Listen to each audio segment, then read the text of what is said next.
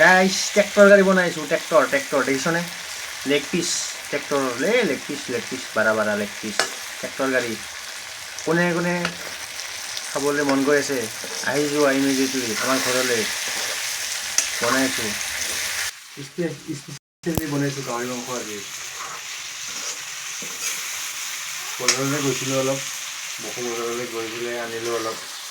ভাবিলোঁ গাহৰি বহুত মানে খাই থাকোঁ মানে দেখি পেলাই মানে জিভাৰ পানী পেলাব নোৱাৰিলোঁ আৰু কি আনিলোঁ আৰু এতিয়া বনাই আছোঁ আৰু গাহৰি মাংস খাম আৰু কাৰ কাৰণে ফেভৰেট গাহৰি মাংস আহিব নাজানো, মোৰ কাৰণে কিন্তু গাহৰি মাংস ফেভৰেট হয়।